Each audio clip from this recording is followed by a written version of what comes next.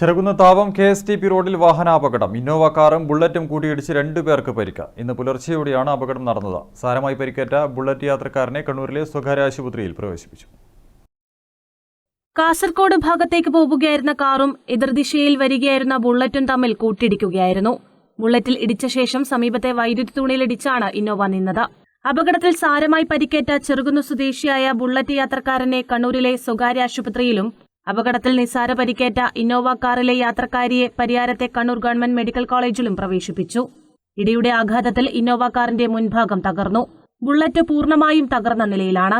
വാഹനയാത്രക്കാരുടെ അശ്രദ്ധയും റോഡിന്റെ ശോചനീയാവസ്ഥയും കാരണം പിലാത്തറ പാപ്പിനിശ്ശേരി റോഡിൽ ഇതിനകം 100 കണക്കിന് അപകടങ്ങളാണ് സംഭവിച്ചിട്ടുള്ളത്.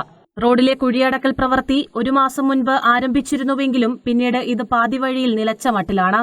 റോഡിൽ ആവശ്യത്തിന് തെരുവ് വിളക്കുകൾ ഇല്ലാത്തതും രാത്രികാലങ്ങളിൽ അപകടങ്ങൾ വർദ്ധിക്കാൻ കാരണമാകുന്നുണ്ട്. News bureau, Pazhayangadi.